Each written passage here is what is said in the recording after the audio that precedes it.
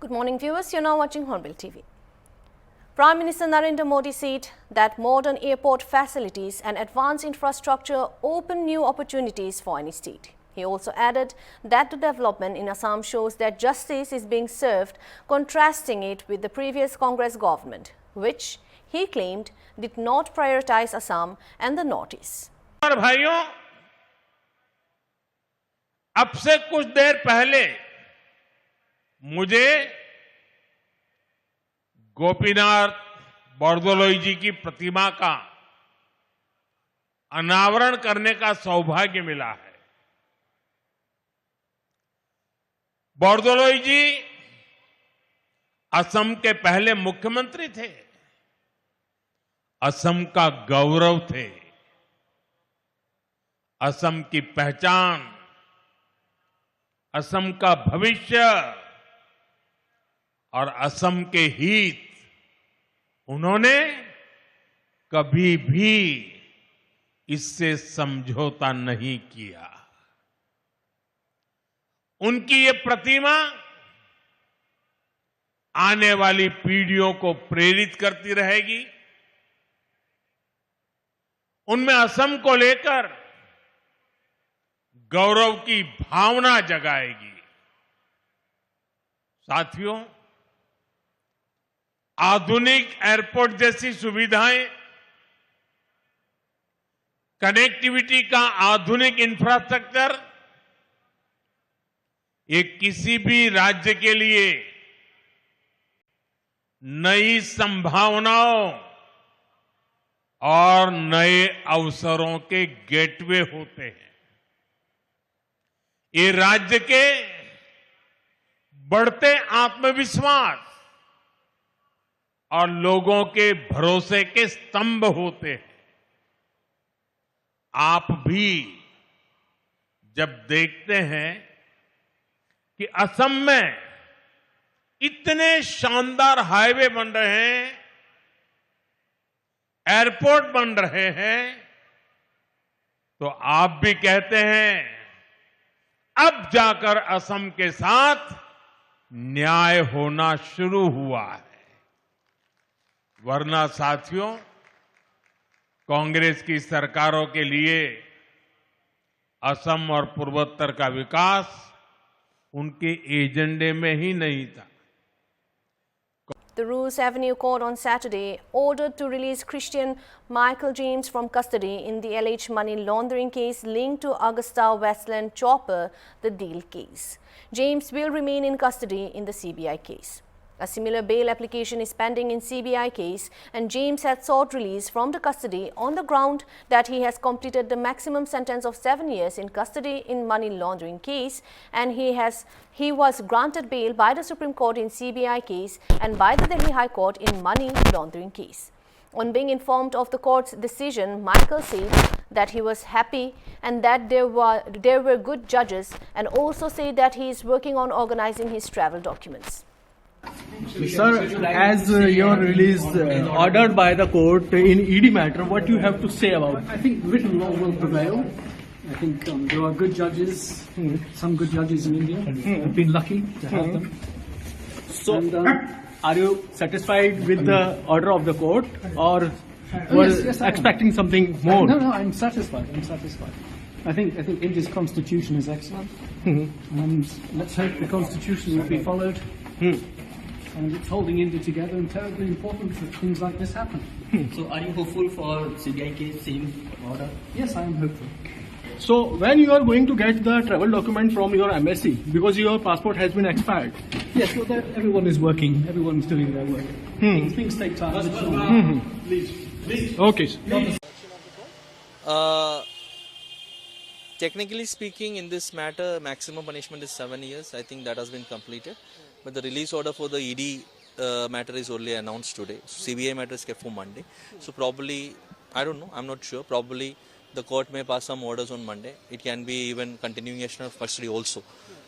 Anything can happen on Monday. No, there is no application filed in any of the ED matter. The court suo motu has done this. CBI matter, there is an application for lifting of the conditions has been filed. Technically, it is for lifting of the condition, but it is just an application. But let's see what order court will pass. I cannot say anything as of now. The court has to take a call on all this. Let us wait what will happen on Monday.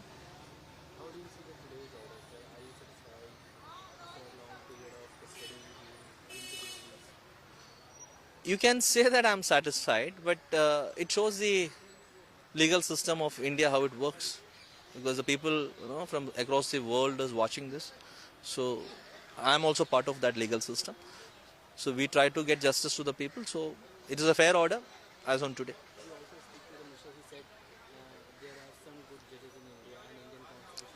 No, not some. There are, we know very good. The judges we know are all very good. I don't have any complaints about any of the judge in the country. So there's not some judges. There are all the judges. We believe that they are all very good, and they know what to do. Christian Michel James जो money laundering मामले में आरोपी हैं Agusta Westland के, आज अदालत ने उन्हें रिलीज करने का ऑर्डर दिया है, इस पर आप क्या कहना चाहते हैं, किस आधार पर ये आदेश दिया गया? देखो 7 साल की सजा काट लिया, 7 साल की सजा के बाद अभी रिलीज का मुकदमा रिलीज का दौरान आ गया, तो वो आदेश बहुत अच्छा है. It's highly welcome. क्या जानते हैं आपने, क्या सबमिशंस में कोर्ट के सामने क्या दलीलें पेश की हैं? नहीं, इसमें सबमिशन आज का दिन में ज़्यादा कुछ नहीं किया है. सेक्शन 3 और 4 PMLA act, money laundering act का सेक्शन 3 और 4 का मुताबिक 7 साल की सज़ा दे सकता है. वो सज़ा तो उन्होंने काट लिया, अभी तक ट्रायल हुआ नहीं है, सज़ा काट लिया, तो इसके बाद तो इनको कस्टडी में रखने से कोई मतलब नहीं है. इस दौरान पे कोर्ट ने इसको रिलीज़ करने का आदेश दिया है. इनको हाई कोर्ट ने भी बेल दी थी, सुप्रीम कोर्ट ने भी बेल दी थी, तो आखिर किस वजह से अभी तक रिलीज नहीं हो रहे थे? जो बेल का कंडीशंस जो लगाया था वो फुलफिल नहीं कर पा रहा था, इससे वजह से रिलीज नहीं हो पा रहा था. और मिशेल को तो अपना सजा काटने के लिए भी वो तैयार था, क्योंकि वो ट्रायल फेस करने की चाह रहा था, तो उसका मैक्सिमम वेटिंग कर दिया. वो ट्रायल बोला है, कई बार कोर्ट को भी बोला है, आप लोगों के सामने बोला है, तो ट्रायल फेस करने के लिए तैयार है और ट्रायल पूरा फेस करेंगे. तो अभी तक उसका मौका आया नहीं है, इससे वजह से कोर्ट को ये आदेश आज देना पड़ा उनको रिलीज करने का. तो क्या बेल से रिलीज होने के बाद वो बाहर आ जाएंगे? अभी बेल का इश्यू नहीं है, बेल तो खत्म हो गया, अभी बचा है रिलीज का. सो और आगे इसका ट्रायल में ये पार्टिसिपेट करेगा नहीं करेगा, तो उसी में आज एश्योरेंस दिया है कोर्ट को, वो लिखित में भी दिया है उन्होंने, तो ये आगे होने वाला ट्रायल में पूरा पार्टिसिपेट करेंगे, शामिल हो जाएंगे. तो क्या Rajasthan BJP Chief Madan Rathore said that the government would not take any step that harmed the Aravalli mountain range and was fully mindful of environmental concerns. He added that court judgments are delivered only after detailed analysis and interpretation, and accused former Chief Minister Ashok Gehlot of reacting hastily. Rathore said Gehlot should carefully study the court order before making statements. सरकार कभी भी नहीं करेगी ऐसा काम. हमें पर्वत श्रेणियां बचानी है, हम बचाने का काम करेंगे. हम पर्यावरण का भी पूरा सावधानी रख रहे हैं, और जहां कोर्ट का निर्णय है उसकी विवेचना करने के बाद ही कोई फैसला दिया जाता है. अभी तक जल्दबाजी कर रहे हैं गहलोत साहब. मैं सोचता हूं कि इतना उतावलापन ठीक नहीं है. उनको कहो उतावलापन नहीं करे, उसकी विवेचना करे, समझे, करे, उसके बाद सकारात्मक भूमिका निभाए. ठीक है.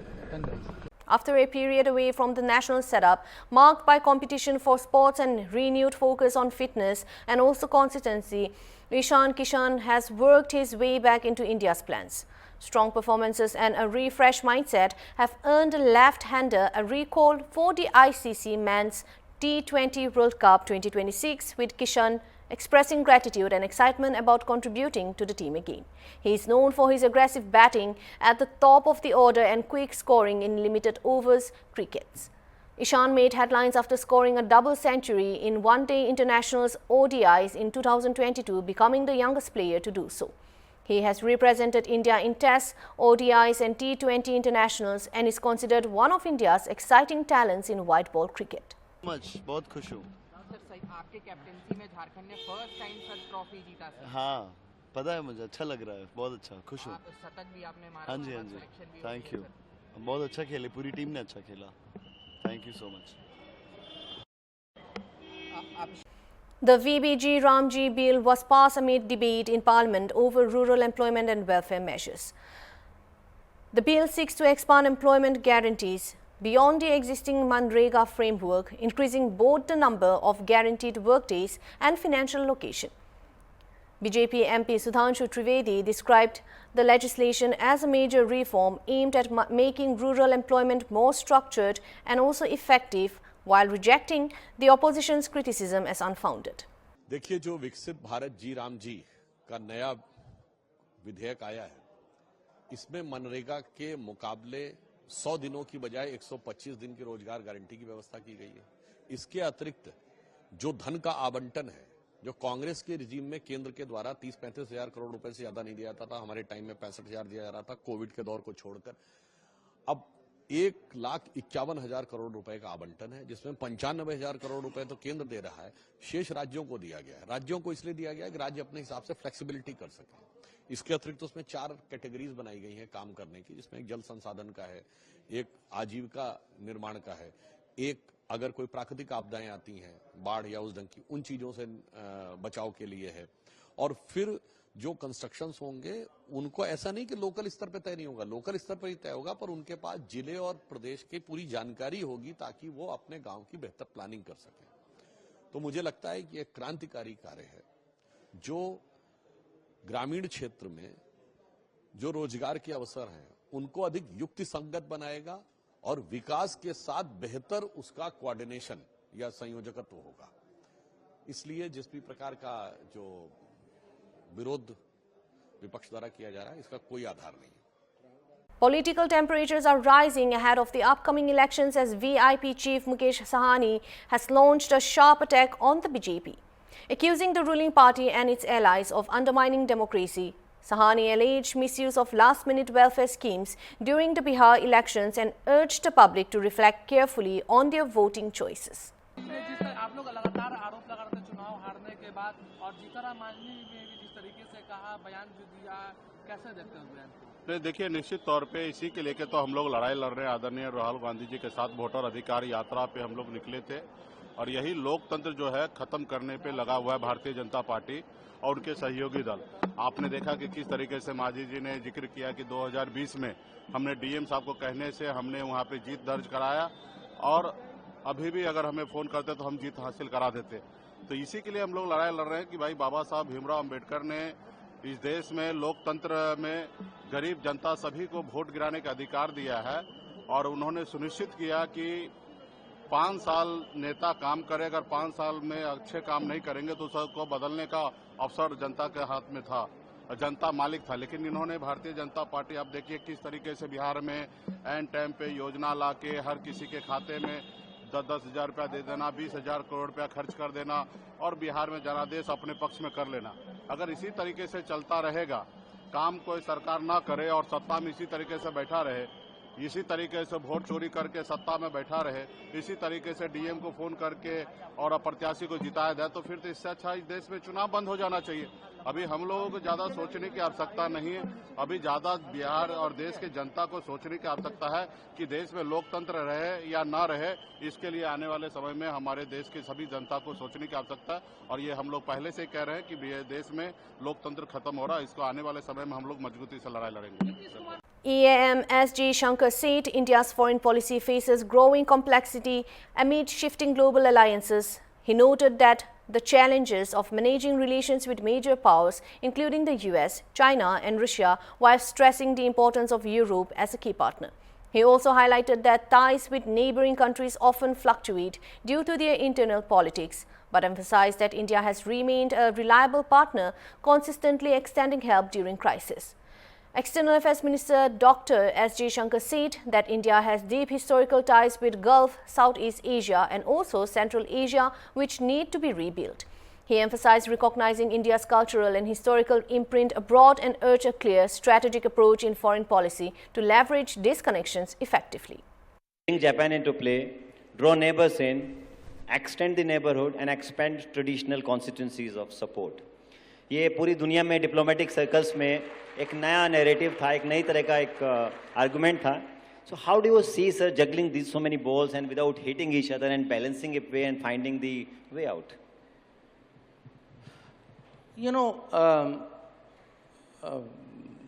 जब भी मैं वो इसकी फ्रेंच प्रीफेस लिखूंगा I will actually say 5 years after. That, I thought a lot about the choice of words to describe, because I was trying in one sentence to describe, in a way, our total policy. I still think the sentence, if you ask me, would you say it again? I would say yes. I would say it again because, but I would also say each one has become more complicated in 5 years. Engaging America has become more complicated. You all know why. Managing China has become complicated. Reassuring Russia became complicated because, it's Ukraine war, the pressure on us to move away from Russia. Then I had, bringing Japan into play, क्योंकि वो अपने speed पे चलते हैं, so we want, we are trying to make them move faster. And we actually today, if you look, for us, Europe is one very important partner with whom we need to make more effort. And then when you come to the neighborhood, we have today to say, the neighbors we have, they are smaller than us. Every one of them is linked to us. उनके यहाँ भी politics होती है, ऊपर नीचे जाते हैं, कभी हमारी प्रशंसा करते हैं, कभी आलोचना करते हैं, because we are actually an issue in their politics also. So how do you, you can say, knowing it will go up and down, how do you make sure this relationship is as steady as possible? That is a strategy, So if just this week, there was a big, last week actually, a big cyclone in Sri Lanka. So which were the countries? Within the same day, we were there with help, So if you look at COVID, ask our neighbors, आपका vaccine कहाँ से आया? It came from India. When Ukraine war started, और सबका petrol और गेहूं और fertilizer cut गया, who gave it to you? It came out of India. So, or it isn't only in crisis, even regularly, I would say, अगर हम लोग उनके साथ बिजली की ग्रिड बनाए, रोड बनाए, वाटरवे बनाए, रेल लिंक बनाए, व्यापार करें, exchanges, students. So I think we have to find a way of keeping, it is like a family.